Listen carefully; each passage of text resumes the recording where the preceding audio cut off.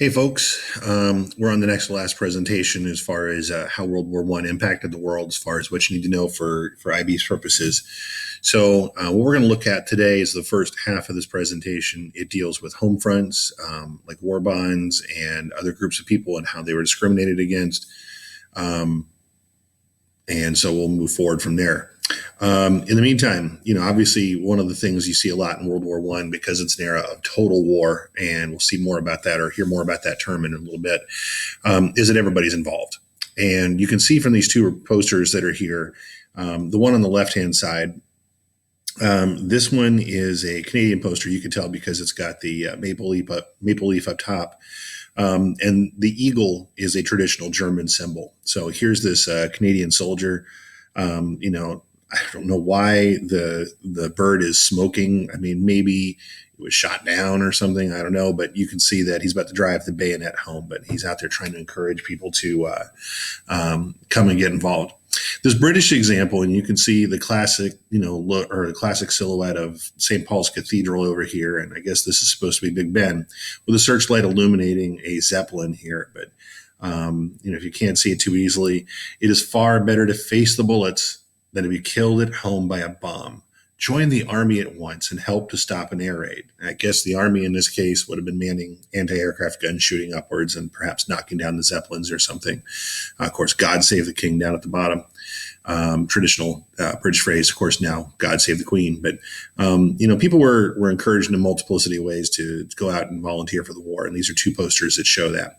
Another one over here, this British example, Women of Britain Say Go. And you can see all these folks huddled together as their menfolk are all in uniform, kitted up in British terms and headed on over to probably combat.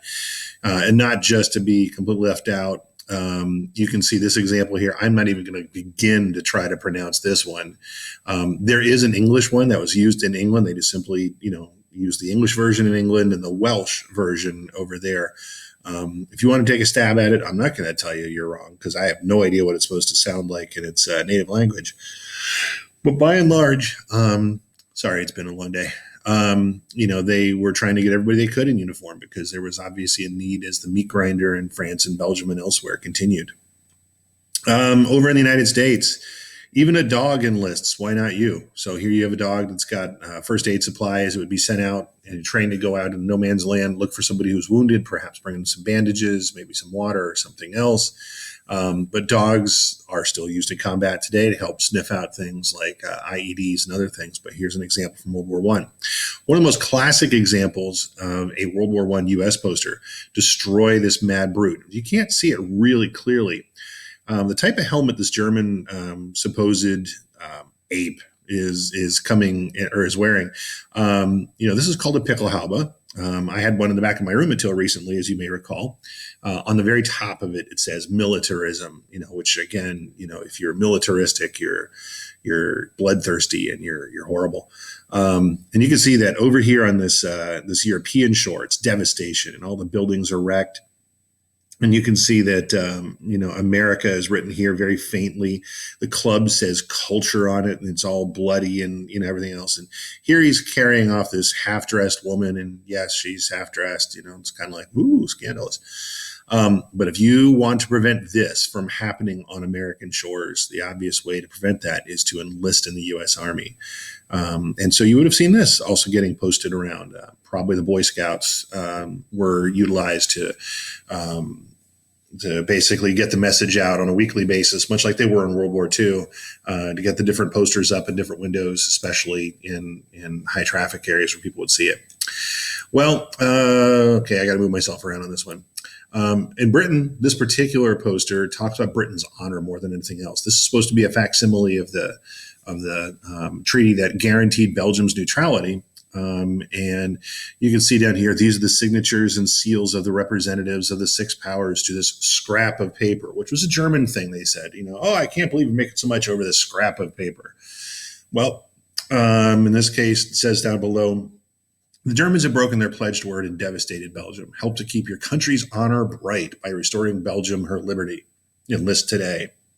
Well, part of the argument for why Britain gets involved in World War I is simply because she did sign this treaty. And because she signed the treaty, her honor in terms of like signing, that document's concerned, on every other document that they'd ever signed as a country, potentially they were not going to be viewed as trustworthy if they didn't honor the conditions of the treaty that they did in this case in 1839. A lot of the things that you saw in British posters played upon, as you can see up here, German atrocities, calling the Germans the Huns. Sorry, I've had no caffeine today. I'm doing really, really well. And the Huns, of course, were bloodthirsty people who savaged cities and did all kinds of crazy things. The Lusitania, of course, being referenced because the Germans were responsible for the death of over 1,000 civilians, or it's the Arabic or the Sussex, the other ships they sank. Different things they were doing to the Belgian civilians, whether it was real or not. And of course, at the time we're talking about, women were still the fairer sex, and women were still very much supposed to be protected by the manly man, and children, of course, being vulnerable. So those themes were played upon.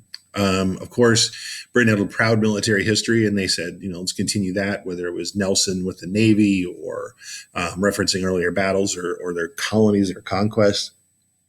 They also, again, specifically, found recruiting themes at times that suggested that you weren't manly enough if you didn't, go out there and volunteer, sort of like that Order of the White Feather, you may recall. So here's that term total war. And total war is a very important thing for both this year and next year. It means basically everybody's involved in what's going on. And until recently, we had a hard time really imagining total war. In the case of World War II, we probably have an understanding that rationing was involved. Well, I'm really sorry. I'm really, really sorry. That rationing was involved, that there was, all kinds of ways in which people were impacted by the war. Well, now we can kind of compare it to where we are now. We're all involved in this fight against COVID-19. Rationing involved. There's a run on toilet paper at the stores. It's still continuing as of today. Tried to find some, and finally it was at my Publix by chance. You're out there looking for food that's scarce on the shelves at times. There's limits on how much milk you can buy. Those are like grocery effects. But meanwhile, we are calling upon every single American, for the most part, to do social distancing. We are asking, people not to go out. Businesses are closing temporarily or permanently because of the effects of what's going on. This entire society is being galvanized for this fight against this virus. And that's very, very similar to what's going on with the total war, the industrial side of things. GM, for instance, said, we're not going to make any cars. And then they said, tell you what, we'll make ventilators. And so they've started making ventilators with some local people's input and help up in the Detroit area. And other people are ramping up production of things like toilet paper and masks and everything else. So, this is an example of total war, believe it or not. But in World War I, it definitely played into how people were impacted by the war at home. David Lloyd George, the Prime Minister of England, and again, we need to remember his last name is Lloyd George. He's got 3 first names, but 2 of them are last names. Unfortunately, in Britain at the time, and I can tell you from having lived there in the mid-1980s, going to restaurants in England is pretty difficult. They're not like here where they're everywhere. So even earlier to that, the only place you could really go to get a bite to eat out was at a pub. And if you wanted to go, get food at a pub, well, if, you're a British guy, and you're working in a factory, you've been working hard, you're like, oh, I'll have a pint, of beer, basically. And they would drink a couple of beers, they go back to work, and then they weren't as involved in their safety. They're kind of like a little more relaxed. And, I don't know if I want to pay attention to all the rules. And you had accidents, and you also had people be just less focused on what the demands of the day were. Like, you have to turn out so many shells or so many tanks or whatever else. So you couldn't buy alcohol. You couldn't buy it for yourself. You could buy a tiny bit for yourself, but you couldn't buy drinks for your buddy sitting next to you. Or, I had a baby and I'm buying a round for everybody. You weren't allowed to do that anymore. Germany also, really reacted quickly by putting a lot of people in uniform. The problem was that was a majority of their workforce. And when the war began, they were actually forced to, I don't know if they kicked him out, but they definitely said, sorry, you got to go back home, to, quite a few people to, go back and work in their factories. 500,000 of them so that they could get enough work output, enough materials for the military to do their job. This British poster over here on the side, are you in this? And this is a great poster because this poster has men, women, and children. You got the Navy over here by uniform, the Army, out there next to this cannon with a big British flag. This kid's up there carrying something. Maybe it's an artillery shell. I don't know what.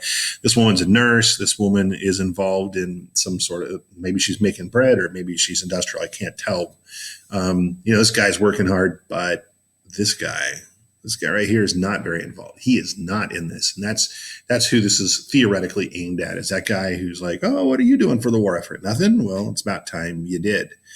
In the United States, these are both examples from the U.S. Boys and girls raise pigs to help win the war. 40,000 boys and girls are raising pigs. You can do it too. 200,000 members wanted 19. Of course, the whole point of having a pig club was not to sit there and go, hey, look, my pig is big and fat and that sort of thing. It's simply to raise more food, which would be needed by both the soldiers overseas, but also the domestic consumption as well. Over on the right-hand side, just as much as there are pig clubs, there are sheep clubs. Like, what are they using the sheep for? Well, wool. Uniforms in World War I were made of wool, which made them scratchy, it made them hot, made them unpleasant. But they needed, 20 sheep to equip and clothe each soldier, as you could see it there. So there was a distinct effort to try and get high school age students to do their part. And again, remember, America is a bit more rural in 1917 than it is in 2020. So having a sheep club is maybe possible for some places, not so much perhaps Suncoast. And again, here you see the examples of the Boy Scouts. Weekly, they would get a new shipment in. The train would pull into town. Postmaster would probably get the shipment from the U.S. government printing office. The Boy Scouts were actually enlisted, not literally in the military, but they were enlisted by the government to be like these agents of propaganda. And they would go around. You see this kid has like this satchel kind of thing here, it looks like. And they would go around and they'd put up the latest posters in shop windows and other things with the agreement of the owner. You can see this guy's doing it right here with the same poster that's on the side. And again, that would sort of get people to be part of this martial spirit that was going on, supporting the troops and supporting the war effort. And waving the flag was not an unusual thing, of course. It's wartime, support the troops, support the country. It's a little more pronounced now. And you got to remember, at this time, there are still Civil War veterans that are walking around. There were some that still were around in the 1930s. But, here's this example of Uncle Sam. That's not his real beard, in case you're wondering. Shaking hands with some sort of generalistic little dude there. Here's Uncle Sam walking in a parade with a nurse. And this is supposed to represent the figure of Columbia. Jeopardy question waiting to be asked at some point for you. On top of the Capitol building, as a representation of America, is this figure of Columbia named after Columbus. And someday they might change that or whatever. This is New York City parades trying to, encourage people to support the war effort. One of the bigger things that was going on, like I said, everybody was involved with the war effort. And part of that was through the purchase of war bonds. War bonds were used to pay for the war. The government, of course, through taxes didn't have enough. So people voluntarily contributed with the understanding the government made a promise when they bought a bond from somebody that they would repay that at a later point, and there would be interest involved. So you would make money on your investment. Income taxes were increased. They were fairly new. I think it's the 16th Amendment, I think it is, introduces the income tax. But, now that it's a time of national need, they increase taxes, so more money's coming in. Excise taxes, also known as sin taxes on tobacco and alcohol, things that are not so great for you, but they're taxed by the government to raise additional funds. Those two things raised $11 billion. That wasn't enough. They had needed money for other things. So Liberty and Victory bonds were two types of bonds that were sold, providing the remainder of the money. Overall, the cost of the war was significant. Some $44 million a day was being spent by the United States government. That doesn't include what Britain was spending or anybody else. And we also, we didn't have devastation in our country. We were selling products to other people. So we're making tons of money. And we had extra money to loan people. Not only did they get loans from us, they then used those loans to buy products from the United States, employing more Americans, giving us more profits. And in the end, they still had to pay us back with interest. So, we were literally making money off the war. And you see this Australian example on the side, this rosy cheeked little girl. My daddy bought me a war loan bond. Did yours? Trying to encourage people to all join in that effort. And then this Canadian example, 4 reasons for buying victory bonds. And there's the Kaiser. And there's Emperor Franz Joseph of Austria-Hungary. And there's some dude I don't know. And there's, I believe, the leader of the Ottoman Empire who joined in trying to get on the winning side. But they're the bad guys. And that's what he's offering there. And again, it would have been helpful for me. I'm a guy who likes to see numbers. I'm a guy who, goes, well, that's going for. Why am I spending money? So when people bought bonds, they wanted to know, what it would cost to do something. $100 bond you buy might feed a soldier for 8 months. 3 of them clothe a soldier and feed him for 1 year. All the way up to $100,000 worth of bonds. If you've got that kind of money, buys 5 combat planes. And obviously it's not just my bonds. It's my bonds and your bonds and Josh's bonds and Juliana's bonds and Sherween's bonds and everybody else's. So, that all added together will be what's necessary in order to get your bond. And you can see there's this one thing that's right here. There's no reader of printer's ink, which I guess is where this comes from. Man or woman too poor to buy at least one Liberty bond, $150 or $100 bond on the installment plan if need be, $1 a week. No matter what you could do something that would contribute towards buying the bonds to pay for, what would lead to victory. And this would be a common motif throughout World War I as well as World War II. This goes back to the atrocity stories kind of thing. Red Cross or Iron Cross. This is a British example over here. Wounded and a prisoner, our soldier cries for water. The German sister, she's a nun, pours it on the ground before his eyes. In other words, you're not good enough for this water, so she pours it out. There's no woman in Britain who would do it. There's no woman in Britain who would forget it. Another part here that, just kind of fun there, US one here. Help Uncle Sam stamp out the Kaiser. It's the 3rd Liberty loan, the 3rd major drive to get war bonds. And you can see they're going to crush the Kaiser there all through the purchase of bonds. Now, on a fun part, wait a minute. This video is for the previous thing. Oh, my goodness. So, I figured that out right before I showed this and started recording this that, yep, I goofed up. 2 videos that you watched for the last reading check. This one about the celebrities helping out, as well as the one about anti-Germanism, were both used in that, I guess, grouping. So, hey, that's what this is right now. War production wise, they did various things to increase the output of factories and farms. The United States did something that it really should be doing right now. They did it in World War I. They did it in World War II. And it would make so much sense if they would just do it now, but I don't think the history teachers are being listened to if they know what's going on. As the war began in 1917, following our declaration, the government kind of looked around and saw what we had at our disposal. The number of people, the amount of individual resources, timber or iron or oil or other things. And they began to organize all those things for the war effort. Literally all the raw materials and what was being produced were governed by the War Industries Board. So, is it a priority to make a passenger car or is it a priority to make a tank? Obviously it would be a tank. So they're going to allocate the raw materials to the people who are making the tanks as opposed to the cars because that's a greater need. Cloth-wise, is it important to have a New York Fashion Week? And some of you are going to say it is, and it's not. No, it's making uniforms for literally the millions of soldiers who are suddenly going to be needed. So they are reallocating what's available to private producers. Much like restaurants today, don't need a lot of raw food coming their way because there's less people eating there. They might have more people doing takeout, but it's not enough to overcome, the loss of revenue and the amount of food necessary to sustain their dining rooms. So that's an aspect that, would be making food more available for the common people. The War Labor Board made sure there weren't a lot of strikes because every time there's a strike, That means there's maybe less guns being made, or there's less helmets being made, or something else.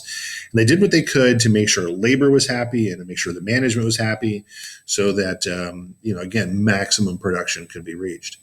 The Railroad Administration literally took a bunch of private companies, and again, a lot of you probably aren't very familiar with the railroads of the United States, but literally it sort of took all these different private companies. And if you can imagine, like, for example, take all the airlines. You have American Airlines, and you have Delta, and you have Frontier, and you have Alaska, and you have all these other companies. Literally made them one for the war effort. It didn't matter, if the railroad car belonged to Burlington Northern or if it belonged to Atchison, Topeka, Santa Fe. It didn't matter if it was Baltimore, Ohio. It didn't matter if it was a Chesapeake.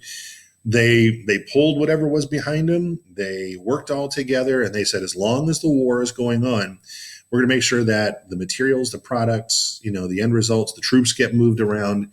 We're not going to worry about it. We're not in competition. We're working with each other throughout the war years, and everybody pulled together. And again, imagine if the United States did that right now with the coronavirus thing. To say, all right, we need to coordinate a response to N95 masks, or getting more testing facilities open to process the potential COVID-19 blood samples or other things while people are in limbo waiting to find out what their status is, delivering things that are needed, like toilet paper, as opposed to, I don't think a whole lot of people right now are out there buying construction paper, as an example. It's less needed than toilet paper is, and they could shift production to that and move it around. Shipping Board does the same things for ships, but that's geared more towards moving things over to Europe and coordinating that effort. Again, every ship that's going over to Europe should be full as much as possible. And if maybe they could bring some things back. But for the most part, having a ship leave 70% full is still 30% empty. And you do it times 10, you're going to have the equivalent of 3 empty ships sailing across the Atlantic, and that's not going to sustain the war effort or potentially bring in raw materials needed from elsewhere to help us produce what is needed. So the government really took a central role in how things were produced. This is what a wartime president does. This is what, again, when there's a national emergency, should be happening, and it's not right now. The Fuel Administration wanted people to use less, because obviously fuel was needed for other purposes. You had new bases being built, so you had more need for electricity, and the coal, for instance, burned to produce the electricity, or oil. Ships going over needed more oil to burn for their engines, things like that. So they really tried to encourage people also to conserve what was going on. So they had daylight savings, which they introduced for the first time. They had gasless days. What does that mean? I mean, if it was me and I was in charge of society today, I would say, all right, a gasless day might be Saturday. Because, for those people who still have to go to work, which again, in our current situation is not necessarily the case, but, there's a lot less people who go to work on a Saturday than on Monday through Friday. If we bought what we need during Monday through Friday, and then maybe on Sunday or something, Saturday could be our gasless day. We use a lot less gas. And the amount of gas we don't consume at that particular point can be used for other purposes, like ships taking stuff overseas, or trains, or other things. And for the most part, people did a pretty good job at following those rules. But that wasn't the only thing they did. The Food Administration, run by future President Herbert Hoover, he'll be the president at the end of the 1920s. He was very well respected because he got farmers to grow more. He got people to consume a little bit less. And the ways they did that was through wheatless Mondays. So anything you ate, you wouldn't have wheat involved in it. From perhaps your cereal in the morning to whatever you had for dinner, trying not to use wheat, so that basically 1 out of 7 days, there's less consumption of that. Meatless Tuesdays. You might be going, whoa, meatless Tuesdays? Well, yeah, maybe peanut butter and jelly. Maybe you have, a baked potato and some butter, for dinner. Not both those combined. That'd be gross. But, they're going to start looking at other alternatives, things they haven't used in the past. Dogfish. Okay. There is a fish called a dogfish. It's not a particularly attractive fish, or, one that people really want to serve on your dinner table very often, but they're going to look at it. Sugarless candy will use less sugar. And yes, they were also still eating whale meat or encouraging people to eat horses when a horse was no longer productive.